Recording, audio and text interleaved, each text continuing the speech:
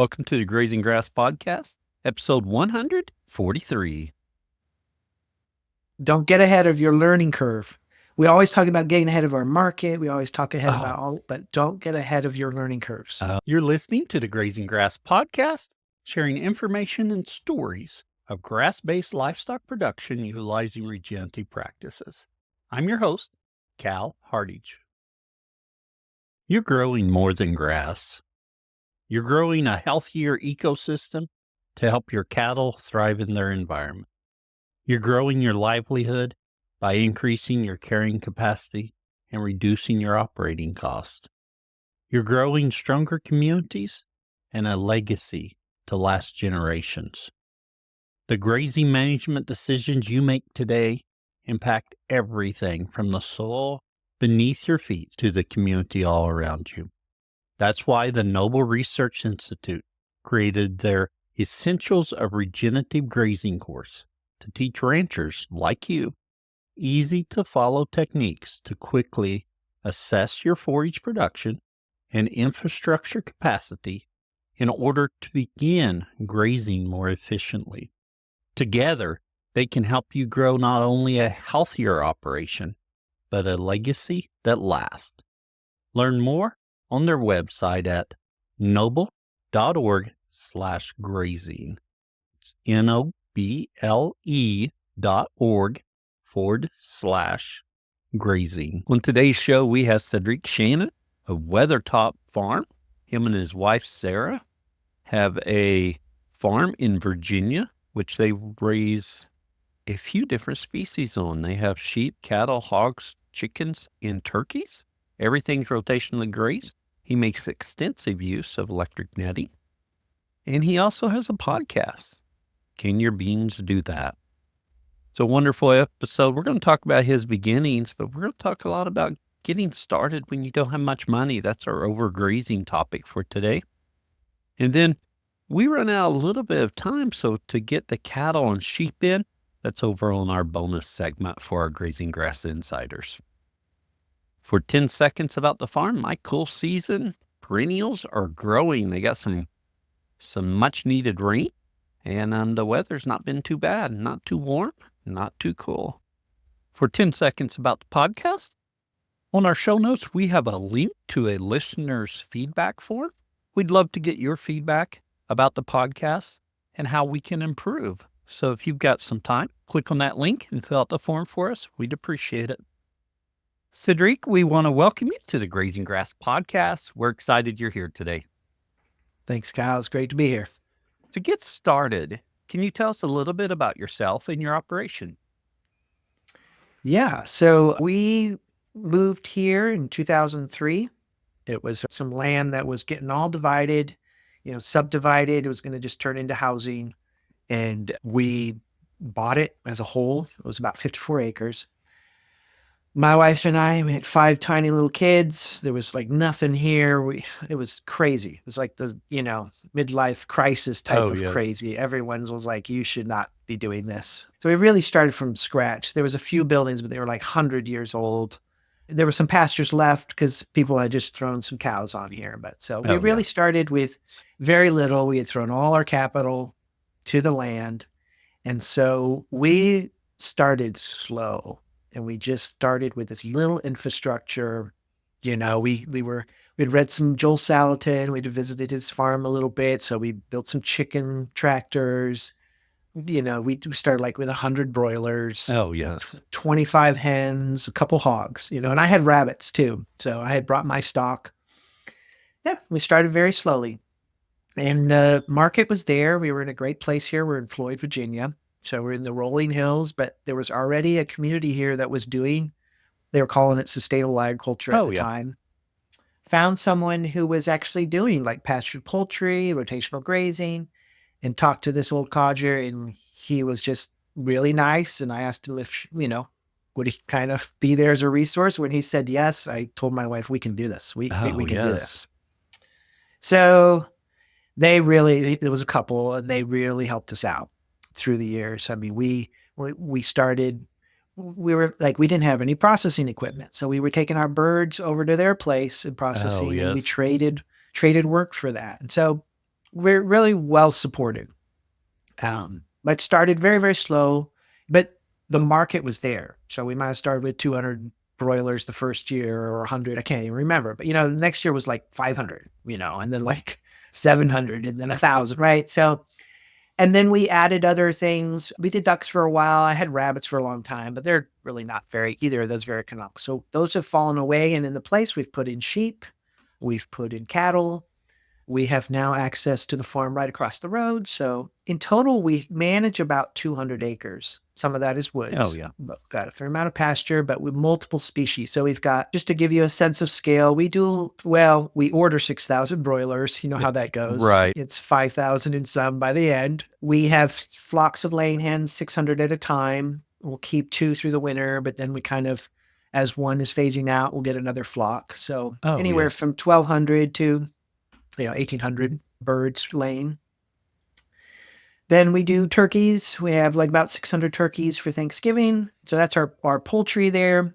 And then we do hogs, and we rotationally graze them as well. I have listened to a few of your podcasts. People were dissing on hogs, and I have a different opinion on that. They're awesome. Yeah, actually, just a couple weeks ago, one episode was pretty harsh on hogs. They were not fans of them. We do have a few that's hog based, so that's interesting. We'll have to get into that. Yeah.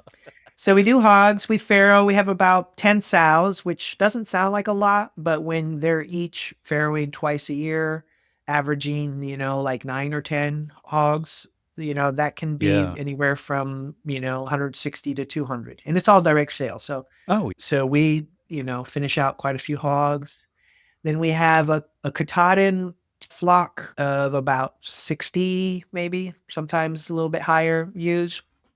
And then I'm just right now at this point, I'm just bringing in steers. So I might bring in like 25 steers a year and then keep them for about a year and a half and then sell them. So, and we run our sheep and our beef together. So we have what they call flirts, right? A flock and a herd. Flirts. That gives you a sense of scale. Yeah. And so we have so much to cover, as I took notes as you were saying all that, so much we want to get through. But first, I want to go back till you moved down there and ask you about your rabbits. So, so you moved rabbits with you when you moved them down here. Were you doing any were you trying to raise them on pasture, or were they more in the cage and raising them like a more conventional system for the rabbits? So I had the breeding stock in cages, raised up with the wire and all the poop is falling through. I had ideas I was going to do worms under them, which never worked very well. And then we were idea. And then we were putting them, like, after we weaned them, we would keep them out in the field in these sort of rabbit tractors. Oh, yes. We went through so many iterations of that, put wire on the corners, put, some extra bars. And, I know that Salatin at some point was doing it where he had lots and lots of slats. By the time I saw that, it was like, there's no grass coming through. So what's the point? Yeah. You're not getting any grass forage consumption there. Yeah. So then, and they were still getting out like every now and then. And I had a great dog. She'd help me catch them, and she wouldn't kill them. She would help me catch them and round them up. But I was wasting so much time. And in the end, right, I might have like 20 rabbits in a tractor, right? When you can do like 75 broilers in a tractor, right? Yeah. So true. Yeah. Economically, just time. At the beginning, I had a lot of time, and I love rabbits. I've grown up with rabbits always, and I love rabbit meat, and I had great stock. Never found stock as good as I did when the stuff I brought here. And eventually it was just we had to cut something out. It was just taking so much time because we were like scything grass for them and and you take care of one rabbit, and she might have 8-10 babies as well, but you're taking one cage, in each cage at a time. Whereas I go out and I can take care of 600 layers all at once. Oh, yeah. Right. Yeah. So you can never get the price point to make that actually economic. I don't think. Did you find there was a fair market for rabbit meat? There was plenty of a market. Oh, yeah. It was either like an older generation, because, I love rabbit. I grew up with rabbit, or through the Depression, my grandma made me rabbit. Yeah. Or a lot of ethnic. So we're close to a couple bigger towns. We have, Roanoke, and then also Blacksburg is a town that we go to a lot. That's where Virginia Tech is. Oh, okay. And there's a lot of international people there. And so most places love rabbit. It's a little different here, this generation now, Oh, but right. people Right. used to eat rabbit all the Oh. time here as well. So Yeah, I grew up eating rabbit. We went through some phases as I was growing up, different times when rabbit was the main protein we had. Now, I say that we always had beef, so always had beef. But rabbit replaced chicken for a number of times because we started raising some rabbits, and rabbits multiply like rabbits. And we had way too many. They're one of my favorite animals. I oh, have them off and on, and I just really struggle with it. Right now, I don't have any. I told my wife the other day I want to get a few more. And she's like, "Well, are you sure?" And, I'm always ill when it's I a want to. disease.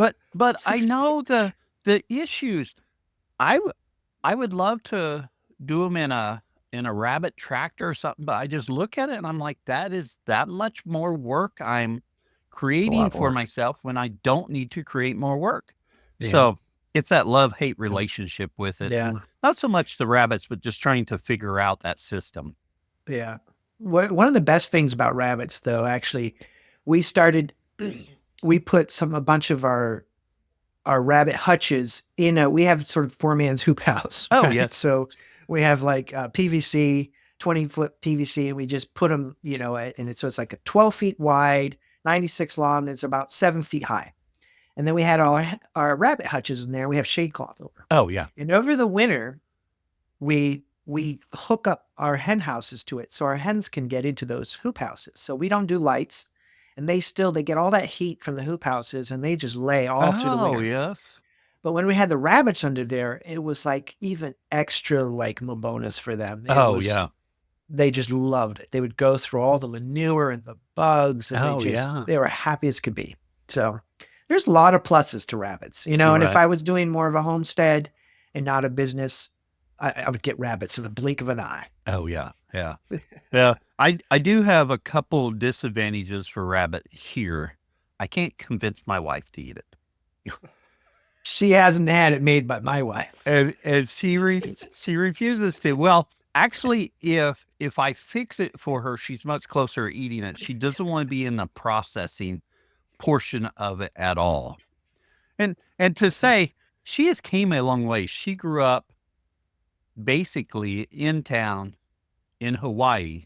So this is all pretty foreign to her. So she's came a long ways, not having the meat come to her on a styrofoam tray wrapped in plastic was a shock for her. So yeah. Wow. Yeah, wow. Of course, it's been over 20 years, so in another 20 years I may have her convinced. We'll see. There's a good life goal there. Yeah, right. So I always think, I know we had an episode where a lady, she started with rabbits and then it's expanded way beyond that. But I love rabbits as a potential protein source for people with limited land or just getting Absolutely. started. It's great there. And a lot of times we don't want to talk about rabbit because it's I hate to say the stepchild because I think that's just the wrong connotation for stepchildren. But sometimes it's not looked upon all that greatly. So, well, I grew up overseas in Africa, and in places like that where agriculture, is less business and much more, subsistence. oh yeah, Rabbits can be like just essential, right? I mean, in all kinds of climates, right? Yeah. Like they so synergistic with garden and other animals. Oh, yes. So like it's hands down one of the best animals, just not for a business. So with the business in mind, you all, once you moved, you took some rabbits down there, but you quickly found some other species that worked a little bit better. So first you got chickens, I believe. Tell us a little bit about your beginning process with chickens and how that went. So I basically built 2 pens. I sort of took a Salatin's model and sort of tweaked it. I'm a carpenter, so I tweaked it in ways that made sense for me. And we did a round, right? And already the couple that I mentioned before, the Brights, they were doing broilers, and they had I don't know how many they were up to, maybe 1,000 at that point. It was just the two of them. And they said, well, just come to the brothers. We'll see if we can sell it. And we just sold everything. So then I bought 100 more, and we were able to get 2 in that season just because of that. Right. So it was just very minimal infrastructure, and just like, a chicken tractor, especially back then, costed very little. I could just buy the wood, and I even bought aluminum back there. Oh, yes. So that they would be lighter, and it was like affordable. Then I built a little chicken coop for the hens, and it's like this one that my dad had, like, backyard poultry stuff, and found one there. And I literally, like, I didn't have a tractor, I didn't have a truck. We moved here in the Grand Caravan, Dodge Caravan, and I pulled this chicken that could house 100 birds. I pulled this little chicken thing on skids with my Dodge Caravan around the pasture. And since we're telling kind of embarrassing stories about the beginning, we would move our hogs around. And this is hilarious, just thinking about how far we've come, right? I got 2 hogs, but I wanted to move them, right? The whole thing is I wanted to move them. Yeah. So there was this shed that had fallen down, and so it was this triangle of the roof. So I just cut that, and we put it out on the pasture, and they'd be under that. And then when we wanted to move it, I literally said, hey, I'd get my brother or somebody around here, and we'd go under it, and we'd put it on our shoulders, and we would lift it up, and we would walk it like 100 feet. So yeah, I mean, we started with nothing. And so, I mean, it's pretty funny to think about it, but you do what you got to do. Yeah, my grandpa, his favorite saying was always "poor people have poor ways," and I hauled some goats off in my little homemade goat tote on the back of my pickup just the other day. I actually have a really nice one, but my dad and nephew decided they needed to borrow it. I'm like, I gotta sell some goats, so I made one out of a panel and stuff. I was telling the people at the place where I actually bought some goats, and I said, yeah, poor people's got poor ways. It'll work. Yeah. So you expanded into all those species, chickens, layers, hogs, and you started out really small scale. Did you just grow as the consumer as you found the market, or did you just grow as you had money, or how was the growth process? It was all together, right? So the great thing about broilers is you get your investment back within 2 months, right? Oh, yeah. And we absolutely had to have that. We did work off farm. My wife and I took turns working off farm for the first 5 years. Oh, yeah. So it wasn't until after that we cinched our belt and said, we're going to try to do this full time. But yeah, no, I mean, I think actually the one thing you didn't mention is that also the learning curve, right? Oh, yes. Right. So we didn't have the money, but we also needed to do our market. We also needed to grow our skills of how good we were doing this without I'm going to buy 50 hogs and do it. And then just completely, we didn't have sort of the cushion to do that. So the market always seemed to be there. And sometimes we'd have to work to find it or to get the people there. But always in the end, we ended up always selling everything.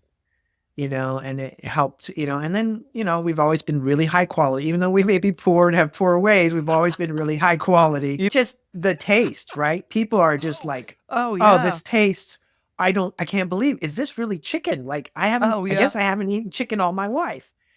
And that spoke for itself, so it's all been kind of word of mouth. We've never we don't do anything like shipping, whatever, but now we have hundreds of families that for a lot of them, we are their only meat source. Oh, yeah. Yeah. And it just has grown. And then in 2012, we also branched out to the human species, had our first intern. Oh, yes. And that was one of the things we were hearing. We were going to conferences and stuff was, one of the biggest needs is a lot of people want to get into regenerative agriculture, but they don't have an entry level sort of way to start. Right. People are looking for managers, which I get that. I'm looking for a manager to help me, with the load. Yeah. But we kept hearing this need of people want to get into it, but they don't know, especially with animal husbandry. Mm-hmm. So we started an intern program. And so right now we do have a manager, And we do about 3 or 4 interns on top of that. Oh, yes. So you have quite the crew, because you mentioned earlier, I think you had 5 little kids when you moved. Yeah, we have 5 kids too, but they've all left they've home had, now. oh, have they all left home? Because I'm Yeah. thinking they had turned into quite the workforce. They were. I mean, they were also very active, but Oh, they all yeah. know how to do everything on the farm. Right, right. Unfortunately, I had the sustainability aspect of getting your kids to take over. I haven't learned that one yet. They all want to go off and do their own thing, so Oh, which is yes. totally understandable. And so, yeah, actually, now I'm into the stage of being a grandpa. Just had my Oh, first yes. grandkid. And they're coming back to the farm for that. So they're here right now Oh, for a yeah. few months. Oh, And we yes. get to hang out with our grandkid for Oh, a that while. is And I have great. another one on the way. So, yes, they've always been a big part of it, but no one's taken over or anything like that. Yeah. Well, I complained to my dad. My wife and we have 5 kids, and we'll be out there doing stuff. And I'm like, Dad, I'm the young one here providing labor. There should be another generation out here doing the hard stuff. Now, I do have a nephew that is helping us quite often, which has been really nice, because that means I don't have to run and do everything. I'm like, hey, Michael, go do that. Yeah. What does the Amish say? You invest in your kids for the first 7 years, and then you get your investment back the next 7 years. Oh, yeah. And then they leave. Yeah, yeah. Yeah. Well, my But- siblings ran from the farm as quickly as they could. So I Yeah. was the one that stuck around here for my generation, but the next generation, yeah, we'll have to see. So when you started processing, you started with chickens, have you always used Cornish cross, or have you tried anything else? We started with Cornish cross. They just, yeah, sure, they have a bad mortality rate, Yeah. but that turnaround. We tried every now and then some Freedom Rangers or Mhm. and they just can't compete. We just Well, can't get as many rounds in. They just don't grow as much. And we put it to a taste test. We were giving yeah. all our customers like sort of blind taste tests. We would do these like samples, and people couldn't tell the difference. And it wasn't like, oh my goodness, the Cornish cross isn't as good. Oh, They were yeah. getting enough grass and bugs and sunshine that it was doing what it needed to do nutritionally to yes. make it taste so good. So we've just, every time we've tried a little something like that, we've gone back just because economically. Again, if I was homesteading, very different story. But as a business, right, but you've got to manage this as a business, and they still are probably our biggest cash crop, so to speak. Oh, yeah. Yeah. I would say, summarizing everyone I've talked to, majority of the people go with the Cornish cross. It's just hard to compete with that. And in fact, when we get off here today, I'm running to a post office. I've got some Cornish cross chicks to pick up. I raised some, I don't know, like 10 years ago, and my wife didn't like them as much as she thought she would, so we didn't do it anymore. But I took them somewhere to get processed, and the processing, etc. So I just bought a small batch to try it again. I'm going to do it all in-house, and we'll see how it goes. Well, even if you don't make money on them, they are unbelievable, cyclers of nutrients. So to jumpstart a pasture, we got access to this pasture right across from the road 4 years ago from us. And there's nothing like broilers to just kind of jumpstart things, wake things up. I completely agree. Get grass. I agree. Yeah. We had broiler houses years ago. We put in broiler houses and grew for a company. So we had 90,000 broilers, 4 houses.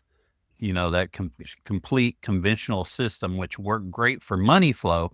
And the other thing it worked great for was we spread that litter on our pastures, and then it'll make rocks grow grass. And you can do the same thing with a chicken tractor and raising some pastured poultry. So you use Cornish cross for your broilers. What are you using for your hens? It's the red sex link. Oh, okay. It's, I think, it's some F5000. I don't know what it is, but, originally it was like a Rhode Island red rooster. Right. I know what you mean. Yeah. Yeah. Yeah. But they're fantastic birds. Yes. They're really bad mothers, but Oh, yeah. they Well, that's will not what they're bred for. forage and they will lay Oh. you beautiful eggs, and they're great birds. So yeah. So they're a brown egg layer, correct? So you're Mhm. selling all brown eggs. Yeah, we get this thing by the time they've been laying over a year, they get whiter and whiter. Oh, yeah. So we do sell some white Oh, eggs that so were so actually you have a nice brown. variety in there at There's a times. variety, Yeah. yes. Do you get any feedback from consumers that they'd like a different color egg or anything in there? At Or- Easter, Oh, okay, yeah. Well, but otherwise, no. yeah. Well, I grew up. We always had Rhode Island Reds, so we always Mhm. had brown eggs. Yeah.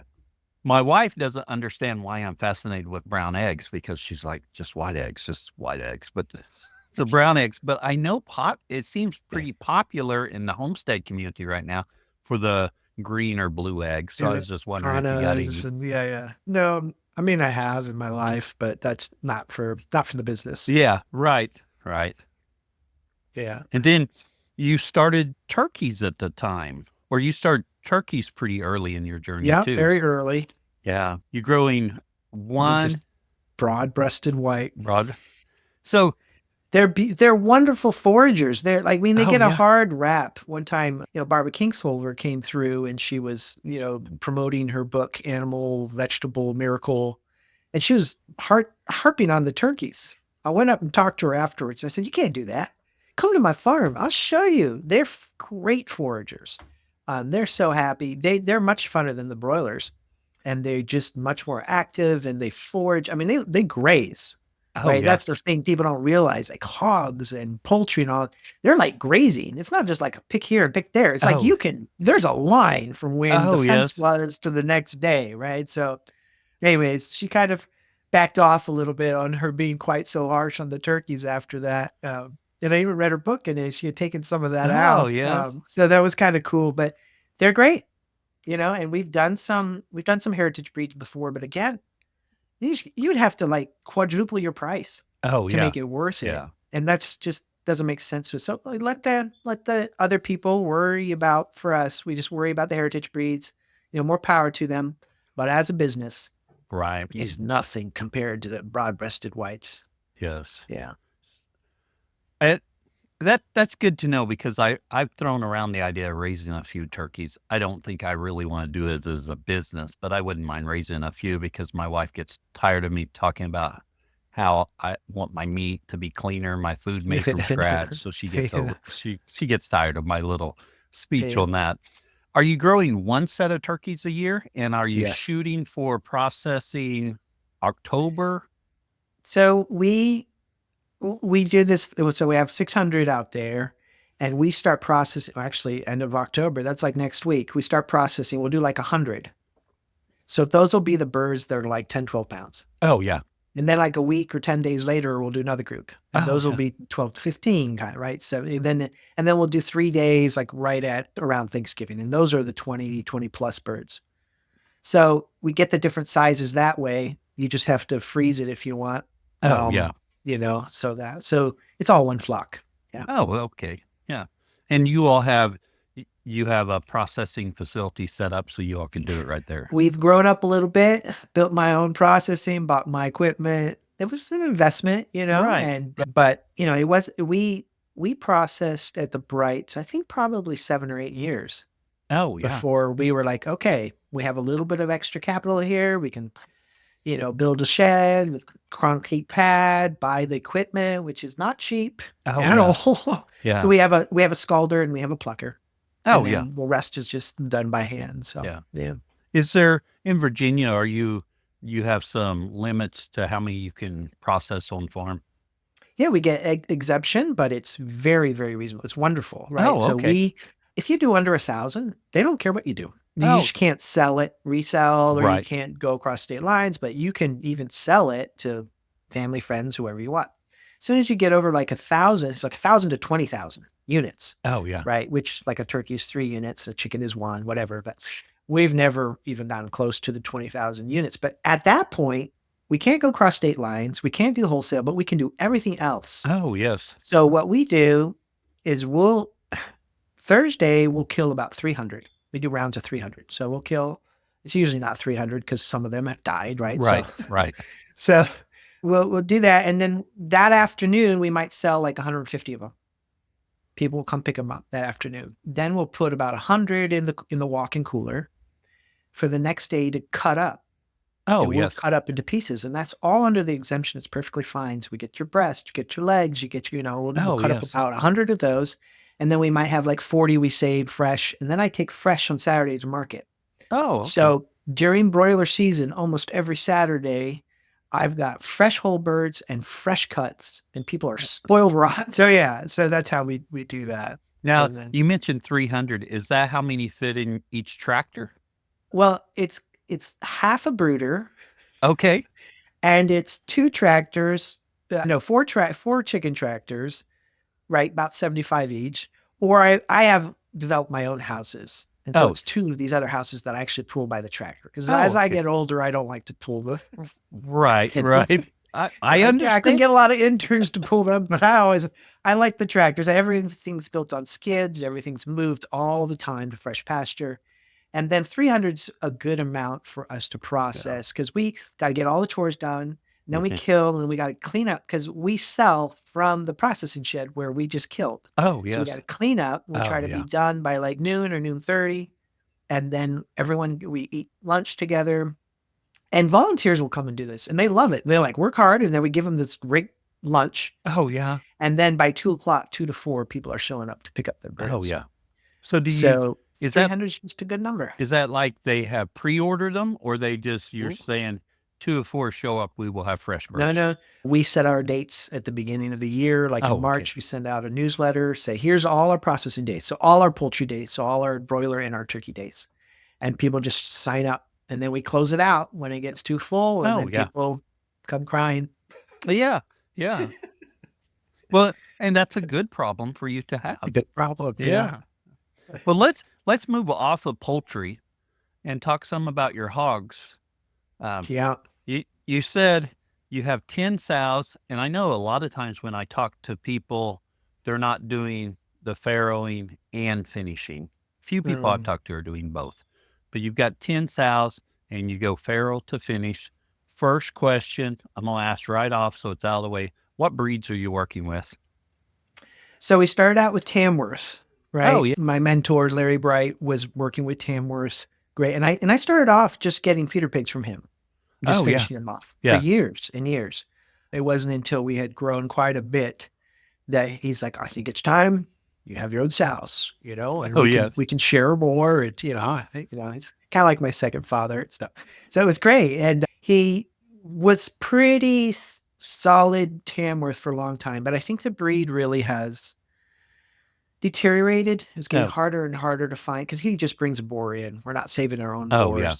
And so a few years ago, we started bringing in other bloods. So Berkshire or just, Duroc or whatever, you get this sort of cross, whatever you can kind of get your hands on. Right. But again, now, like I'm all into the epigenetics, right? Oh, yeah. So that's part of having the sow there. We rotationally graze. They get a fresh strip of grass every day. So you're moving your hogs every grazed. Day. Yeah. And they get a ton of it, right? And so if mama's doing it, and her biome's got it all, and the piglets, Right. They're going to learn from her. Right. They learn from her, and they got the biome going. And so we have and we've sold some, some pigs before, some little shoats, and people are like, they didn't realize they opened their fence thinking, they'll do their thing. I'll go feed them. They'll be interested in the feed, and then I'll open the fence and I'll do some work over here. Well, as soon as they opened the fence, they left their feed and started coming to the grass. Oh, yeah. And they were like, oh, this is a different breed. So, right. So, yeah. And I'll put a plug in too. I think another player of the species is, right, I'm all into the soil as well. I'm sold on the soil being there as super important, and all that diversity of species and all the moving.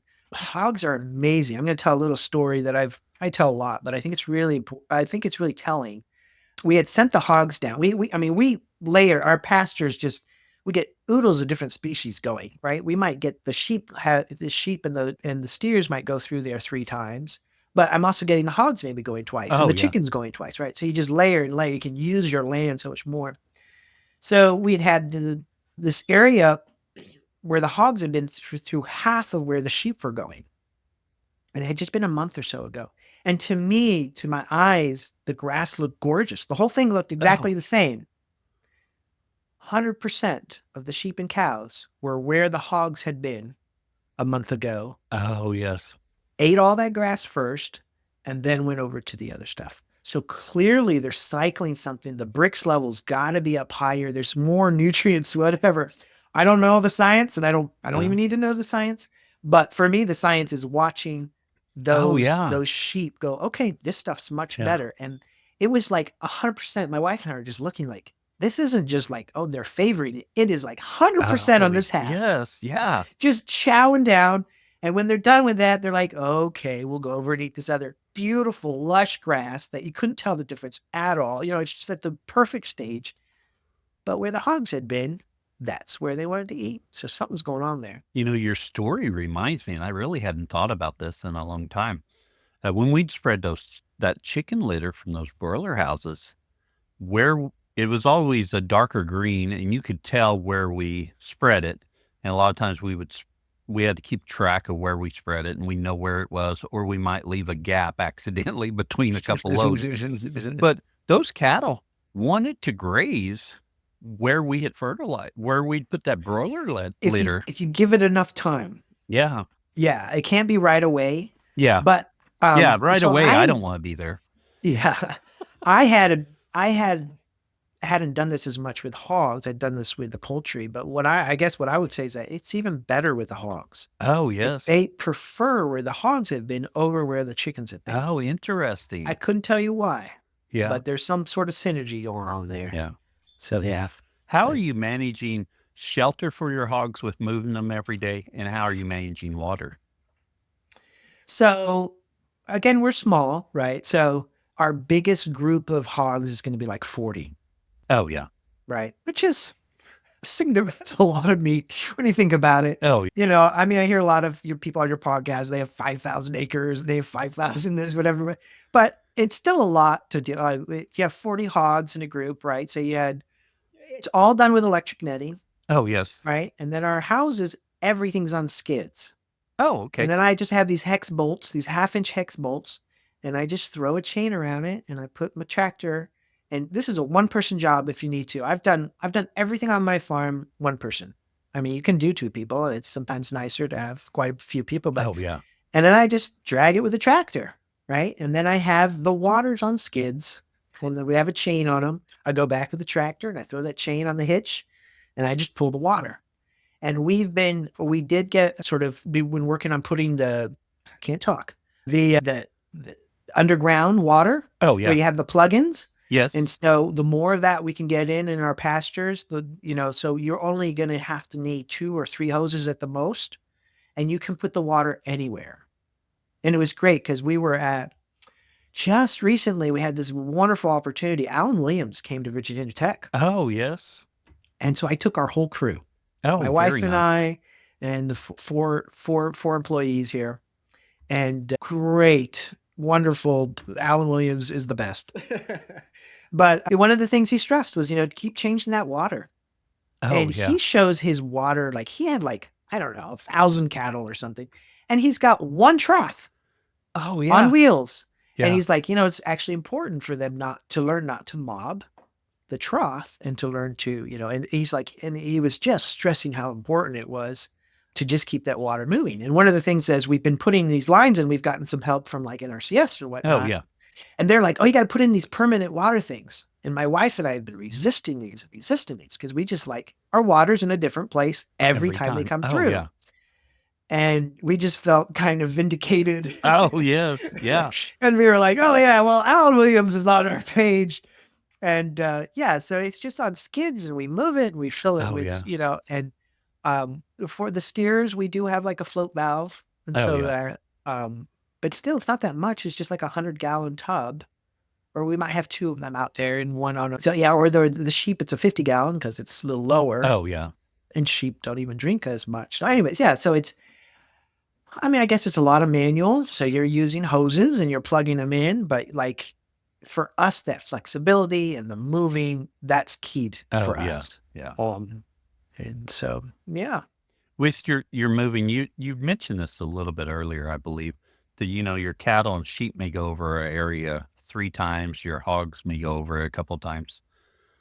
And you've got turkeys, you've got your layers, you've got broilers. How are you keeping track of where you're grazing everything, and how are you moving them through your pasture? Good question. When we're on top of things, we do have a grazing chart. We always get behind, Oh, yes. Yeah. but through everybody, and everyone's got phones. We've even gone back and looked at pictures. When did you take that picture? Oh, okay. I That was love that pictures for day. that. It's dated. Okay. It's okay. Cause we wait, well, especially for the sheep, we wait 60 days. Oh, yes. We have Yeah. developed, so I haven't wormed a sheep in probably 4 or 5 years. Oh, very nice. And Yeah. we might lose one, or 2 maybe a year from parasites. Very, much, much higher than anyone who's using wormers. Oh, yeah. Much, much better mortality rate, I should say. Right, So lower. And so that 60 days is important. So it's not just the grass, what stage it's at. It's also the cycles of, the barbacle worm and stuff like Oh, that. yeah. So, yeah. we do pay attention to that. When we're at our best, we're using a grazing chart. We got it all color coordinated, and we got it all marked out. And we do have all our land sort of parceled out in areas, so we know generally where they were at what time. Oh, yeah. Yeah. One All thing, good. we haven't talked about your sheep or cattle yet, but Yeah. I'm thinking we may save that for the bonus segment, and we can talk about those more, because we spent this whole time talking about kind of getting started and starting from scratch with little capital, little infrastructure. But that's our overgrazing topic for today, an overgrazing topic sponsored by Redmond. At Redmond, we know that you thrive when your animals do. That's why it's essential to fill the gaps in your herd's nutrition with the minerals that they need. Made by nature, our ancient mineral salt and conditioner clay are the catalyst in optimizing the nutrients your animals get from their forage. Unaltered and unrefined, our minerals have the natural balance and proportion that your animals prefer. This gives your herd the ability to naturally regulate their mineral consumption as they graze. Our minerals won't just help you improve the health of your animals, but will also help you naturally build soil fertility so you can grow more nutrient-dense pasture year after year. Nourish your animals, your soil, and your life with Redmond. Learn more at redmondagriculture.com. And we're going to take a little bit deeper dive. So I wanted to get that in there because I felt like we kind of spent the whole episode on that topic, but let's hone in just a little bit more on that, because I feel like so many people's in that position, just getting started. How do you get started when you have no capital or very little capital to go? First off, just getting the farm. How were you able to get the farm? Did you all have money saved up, or how did that work? That was a community effort. We went in with my wife's brother and his wife, which he was actually, I knew him before you were. He's one of my best friends, right? And another couple helped us with like down payment. Oh, yeah. And then we eventually bought them out. But so we've remained partners, I guess, with her brother and wife. And my dad has always sort of been there financially, backing me up if we need. So I've had a lot of support family. yeah. And that was how we bought the land. And then the rest we just had to generate ourselves. Oh, yeah. So one thing I wanted to just throw out there was that we never put permanent fencing up. Oh, yes. So because we're using this electric netting and poly wire and whatnot, I just have temporary posts with one high tensile wire that goes around the perimeter, and that's just feeding electricity. Oh, yes. And then when I need to, I can either get the fence on the other side of it and get the animals to graze it, or I can just lift them all up and I can brush hog it once a year. Oh, so, okay. You don't one of the things, we never sprayed anything, right? So spraying poison ivy or whatever on the post was just non-negotiable for us. We've never sprayed a fertilizer or a pesticide, any kind of poisons or anything, right? So, But that also turns out to be, I mean, putting in perimeter fence is extraordinarily expensive. It is. Yes. And people are like, well, aren't your netting expensive? But I'm picking it up and moving it, right? So Oh, yeah, it's yeah. okay. It's expensive, but Yeah. I'm just using it all the time. And the flexibility is really important to us. So we didn't have to have that infrastructure. And Oh, yeah. like if we go into the sheep or the steers, I don't have a sorting area for them. I have this thing where if I need to work the sheep, it takes me, well, with another person, it takes me about an hour. I set up some cattle panels. I set up a couple, like a guillotine and a sorting thing and maybe Oh, yeah. something to weigh. And then we use the netting and shoo them into this thing. And it's built right onto, like, against near, like, one of the walls is the actual house that I pull, right? Oh, yeah. So it takes like an hour or two to set up and an hour to take down. And then we'll work all the sheep. No, it doesn't take an hour to take down. It takes like 20 minutes to take down. Oh, yeah. So much faster. It's always easier going that way. Yeah. Right. So, but that's like, so I don't have a big, you can spend tens and tens of thousands on an area to work your animals. And I have never, I have cattle panel and some gates. Oh, yeah. Right. Yeah. So that's just, and when I want to get my steers, I mean, our steers are so used to being worked. Because we move them twice a day, right? So I'll just set up some cattle gates, and I'll just slowly work them, and I'll use the netting, and I'll just put my trailer there, and I'll walk them into the trailer, right? So just as examples of not having to have as much infrastructure as you might think you need to, and learning more the animal husbandry part, the more you know, and the more you can read animals and work with animals, actually, I think the less infrastructure you actually need. So like every building I have is no bigger. Like my biggest buildings are like 20 by 12 because I buy a 6x6 skid, 20-foot long, and it might be like 12-foot wide. And those are my houses. So if I need 2 or 3 of them for my steers and for my flirts, then I put 3 of them on, right? But they're all very easily dragged with the tractor and all very. So none of the shade or shelter that you're giving your animals are permanent. They're all on these movable shelters with skids that you're able to connect to and move. Yeah. I mean, the only exception would be like the brooders, right? And then the hoop houses in the winter for 3 months, the hens will hook up to them, but their houses hook up to them. And they have access to inside the warm hoop house, and they have access outside. Oh, yeah. And if it's not windy, it can be 20 degrees out there, and they're going to go outside because they love to be outside. So, but yeah, otherwise, nothing is permanent. Everything is, movable, and everything is temporary. Yeah. Now, one thing you mentioned there, you move them with your tractor. Were your first structures all where you could move them by hand until you were able to get a tractor? I did mention that it was a big one for us because I couldn't move it by hand. I could push it a little bit. But I moved it by my Grand Caravan. You mentioned that earlier. Yes. And I still have that building. It's held up, and I still use it. But I move it by tractor. Yeah. So at first it was just all by hand for the first few years, except for that one. And then I mean, we got a tractor like about a year in. We got a tractor. Oh, yeah. So then I could start building things for that stuff. So you mentioned a tractor. Do you use a 4-wheeler or UTV? I don't. This has been a big discussion. It's extraordinarily expensive. They are. I've looked at them. I would love to get one. And I'm just I can't justify the cost. So our ATVs are Subaru Foresters. Oh, yeah. They have great traction. They have plenty of space to put. You can actually carry people. You're protected from the rain, and they're like a fourth the price. Oh, yes. So I've looked into. I just couldn't believe the prices. I couldn't believe, and they're not. And my Subaru can pull some of those houses. Oh, yeah. So it's like, what's the point? Right. And you can buy one for a few grand versus like 20 grand if you wanted to pull anything, if you wanted to have anything with power.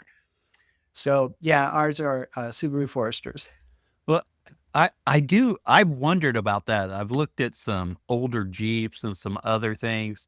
I mean, I have my pickup, but really, to be honest, it's a little overqualified for that and too much money I spent on that. I think if I had something a little bit smaller, just barely do some stuff, it'd be nice. But I look at those prices, and especially for UTVs, I'm like, oh man, they're they're fun. yeah.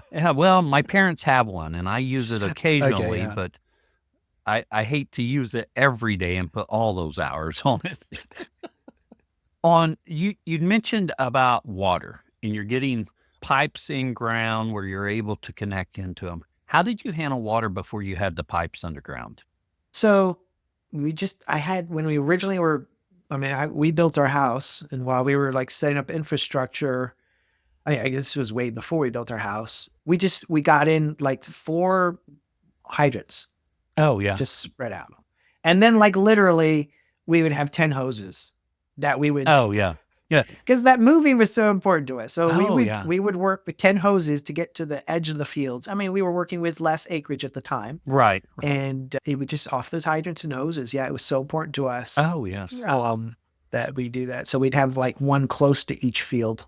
Yeah. So you spent a little bit of money and got some hydrants close that you all could work with, and then you utilize a fair number of garden hoses to get it the last Yeah. mile. 4 ways. Yeah, but it works. It works. If you want to do it, you can make it happen. Absolutely. Yeah. Yeah. As you think about someone, since we're kind of on this topic of starting without too much and building up, what would you tell someone who's sitting there thinking, I want to get started? I know we're going to have the famous 4 questions. It's going to be kind of like this, but it's going to be a little different. Just thinking, I don't have money to do anything. How do they get started? Yeah. I mean, it's not easy, right? So I would say find an internship, right? Yeah. First, get some experience, because you need experience. Right. And it's not just, right? It's not just experience of having some techniques or knowing how much to feed away, right? One of the things, like we're here, I'm actually think that what we do as much as anything else is change the way people think. Oh, yes. They might not realize it, right? But like, if you're not used to working outdoors, if you're not used to working with animals, and if you're not used to working with multiple variables all the time in diplomatic sort of tussling, and, how do you strategize? How do you make judgments? How do you, all these things, like, you really don't know. Oh, You might not even know how to work hard, right? So like, yes, I see that you- way too often, is that work hard is a little bit tougher than I thought it would be. yeah, I mean, people just haven't done a lot of manual labor, and learning skills of the hands is like learning to get into that flow. Oh, yeah. It's something that people, you just have to do it, right? So like, we're changing the way you think as much as anything else. And I think that's worth going onto a farm and learning how they do it. But also, I don't care how structured a farm is, you're going to have those days where you got to make some judgment calls, Oh, yeah. and something's gone wrong. You got to figure out, and you also have to figure out what's important, what follows what, and so that's crazy important. Now, it is a huge barrier. Land is a huge barrier. So I know there's a lot of people who are talking about, using leased land. If you have that experience, then you can look, I know how to rotationally graze animals. I can make your fields better, right? Oh, yeah. There are people who are able to sell that. So land access is huge, obviously, but the experience is also more than I think people realize. And we change the way people think, right? I write a lot. I do a little bit of podcasting. I've written a manuscript and everything. And one of the things I try to get across is that we think of things as nouns in a way that it's not really right? Like, I was a philosophy major, so we kind of believe that we describe things, well, a chair's got 4 legs and a seat and a back, and you sit on it, right? And you can't look at soil that way. Soil's not really a thing, right? It's a thing maybe in the way that economy is. Oh, yes. Right? Like, Yeah. exactly define can you tell me how many legs does an economy have? Right? I mean, you can make up stuff, but it's all going to be metaphors. Right. It's this thing in action, right? Yes. And so it's like these verbs. And so like looking at systems, looking at soil, looking at all these different things, the interactions are actually much more important right? And the more interaction, and suddenly diversity then makes sense, right? Because if you have more players in the game, you have more interactions, it becomes exponential, right? Oh, And yes. if it's the interactions that's creating soil, if it's the interaction with the mycorrhizal fungi and the roots, it's the interactions between the manure and the urine and the soil, and the interactions between the grass being all these different actions, they compound. That's a word that Alan uses. I've used synergy and I've used different words like that, but he uses compounding effects, which I like. It's a great Oh, word. yeah. Suddenly it's not really a noun, right? What's Mhm. going on is an economy is it's much more verby. Oh, yes. Right. So that's and then that's an art. Right. So I guess my whole point I'm getting to is you teach people, it's like teaching people like Kung Fu or something. Right. You can't just, oh, I learned my techniques on YouTube. Oh, yeah. And I did this and I know exactly how to do it, because you're gonna go out there and nature and life is just gonna throw you a left hook, right? And so Right. you gotta do it 1,000 times. And as Yes. you do it, you gotta learn, and it's an art form. And so it's much more, it's knowledge of the body, it's knowledge of intuition, it's knowledge as much as it is head knowledge. And that can only be learned hands-on. That can only be learned by doing it, by working with someone who's got experience. Like I'm starting to be that guy who's got more experience. Oh, But yeah. for me, it was working with, this older couple, or Oh, yeah. particularly Larry was my mentor. You know, just watched and learned, and a lot of osmosis, and, now and then I pick his brain, just working side by side for him, just that's super valuable. And so that's kind of Yeah. what our internship is trying to do. And it can frustrate a lot of people. I just want to know how many buckets to feed. Oh, yeah. Yeah. Well, today was colder. Yesterday was this, or, or and you read the animals, right? Right. And Yeah. how do you read animals? But as you think about it, you don't know the questions to ask until you're in the middle of it. Sure, you know some Absolutely. questions to ask, but do Yeah. you know the real questions to ask? And Yeah. until you got into it, you may not know those questions. I No, know you absolutely don't. Yeah. I like to think I'm fairly intelligent, and at times I think I'm fairly dumb. So either way, but we got hair sheep. It's been a number of years ago, and I thought I took a course on sheep. I've been around all kinds of animals my whole life. I thought this is just another species that won't be any problem. I hate to admit how steep that learning curve was. Yeah, I'm still learning about Well, sheep. I'm still learning on everything, and hopefully Yeah, one day I'll absolutely. get there. Well, it's like Kung Fu, right? You Right. always can get better. Oh, the more you know, the more you don't know. Exactly. Yeah. Exactly. And I think people who can get into that state of, well, one thing we do is that we do lunch with our interns. Oh, yes. Monday through Friday. We provide lunch, we sit down, and I'm like, look, I'm available here for a whole hour. Get rid of your cell phones. Oh, yeah. Right. First. And I'm right here. And sometimes people take advantage of that. And sometimes that's some of the best learning goes on there, because, I can be an academic and I love a lot of that. But when it's not in the context of, here's an environment, you go out and you work with your hands, you do stuff, and then you have a question. It's in this context of actually doing the whole thing. Then you can learn the art, right? Oh, And yeah. at first they get really frustrated in my answers, because I've always got a caveat and a prelude Oh, right. Yeah. and this, and it depends and all this, right? But they slowly learn and they start, so, okay, here are some of here's the things that were important. Here's are the principles, whatever. And so I really think that a lot of what you do, and I think this is what agriculture, we need to get in touch. It changes the way your synapses work, changes the way you think. Yeah. And you start thinking things less like individual nouns that have, properties of red and, and weighs this much, but what's it doing?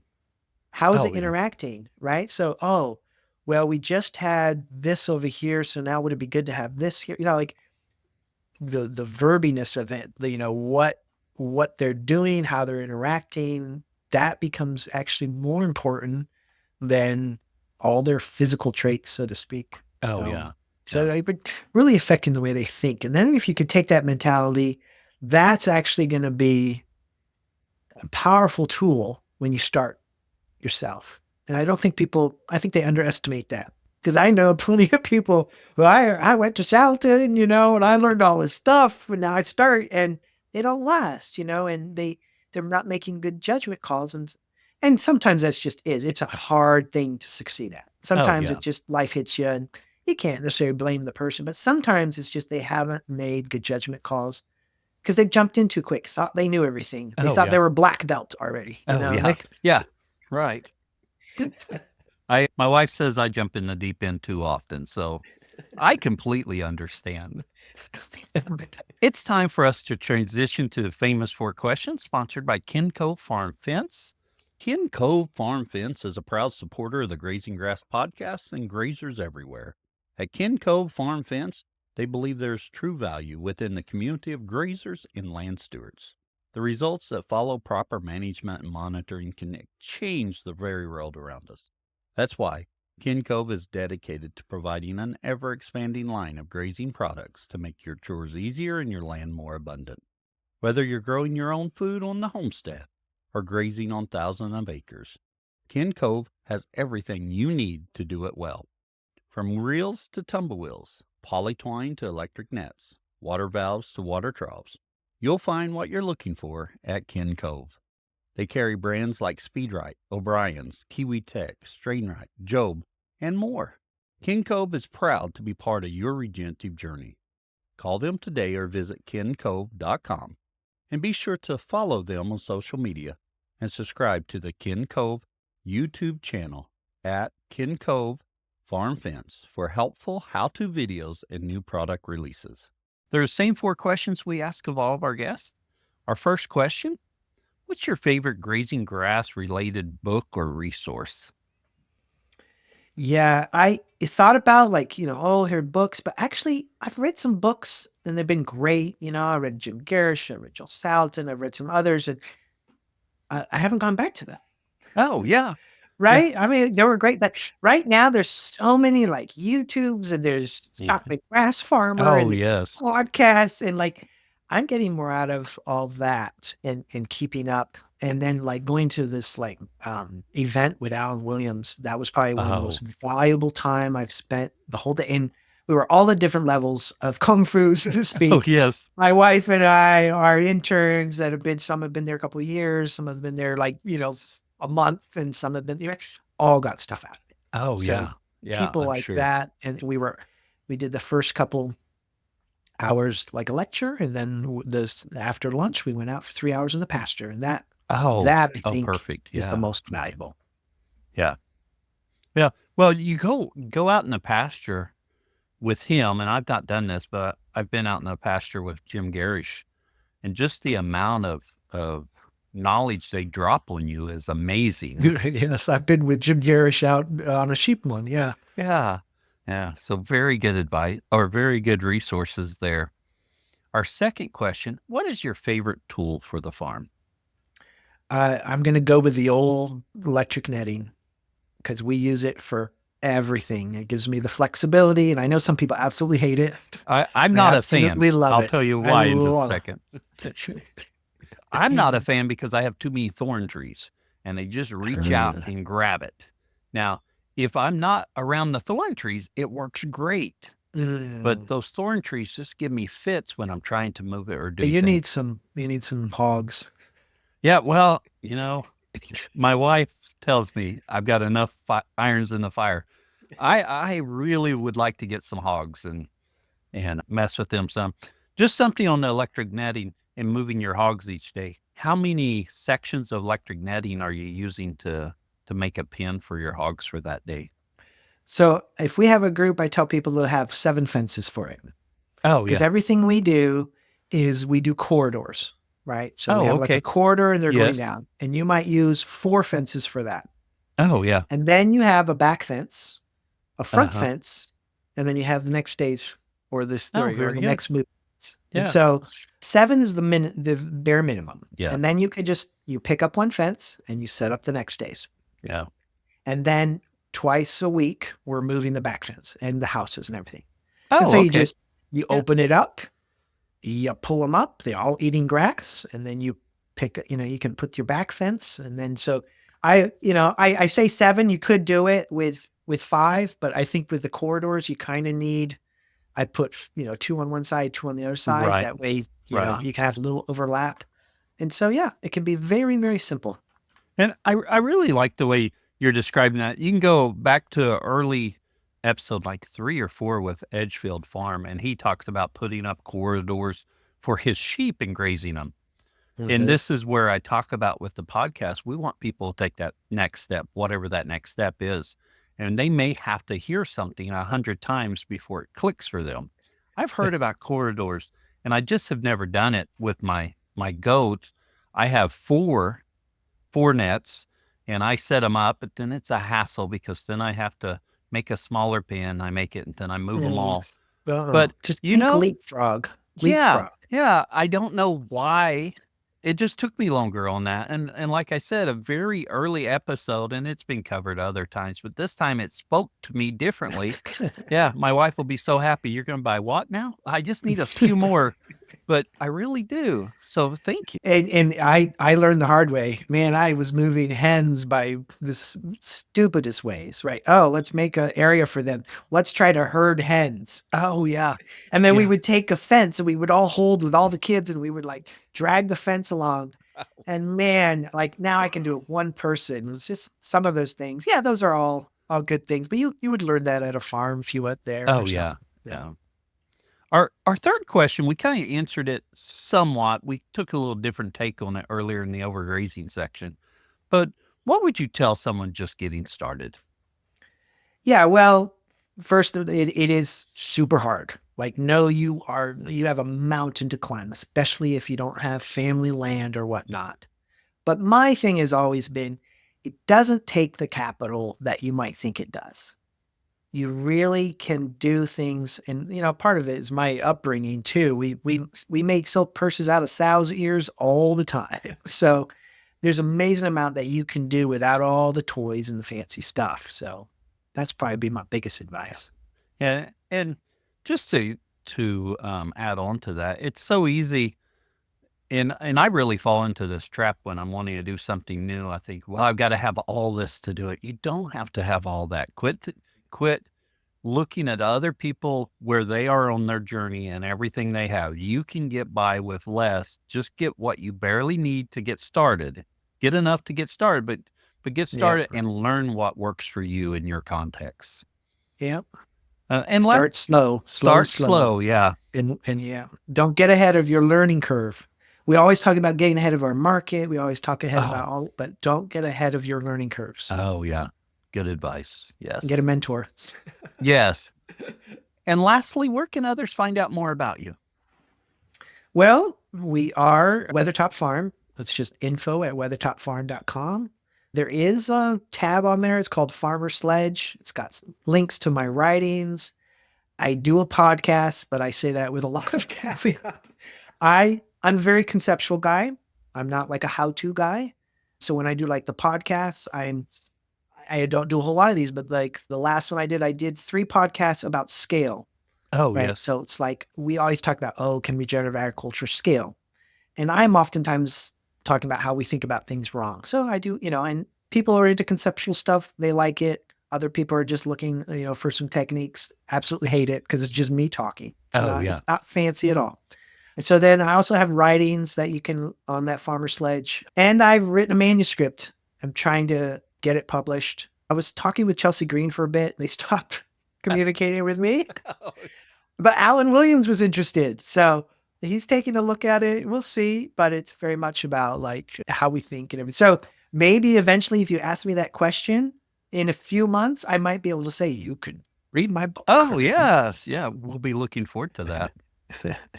And we will put links in our show notes for that. Oh, I do have an Instagram account. Oh, okay. Farmer Sledge, which I really have not done much. I've been really focusing on writing, but maybe I'll get back into that as well. Yeah. So, well, we appreciate you coming on and sharing with us today. Really enjoyed the conversation. That was fun. It's fun. Thanks, man. I really hope you enjoyed today's conversation. I know I did. Thank you for listening. And if you found something useful, please share it. Share it on your social media. Tell your friends. Get the word out about the podcast. Helps us grow. If you happen to be a grass farmer and you'd like to share about your journey, go to grazinggrass.com and click on Be Our Guest. Fill out the form and I'll be in touch. We appreciate your support by sharing our episodes and telling your friends about it. You can also support our show by buying our merch. We get a little bit back from that. Another way to support the show is by becoming a Grazing Grass Insider. Grazing Grass Insiders enjoy bonus content, monthly Zooms, and discounts. You can visit the website, grazinggrass.com, click on support, and they'll have the links there. Also, if you haven't left us a review, please do. It really helps us as people are searching for podcasts. And I was just checking them, and we do not have very many reviews for 2024. So if you haven't left us a review, please do. And until next time, keep on grazing grass.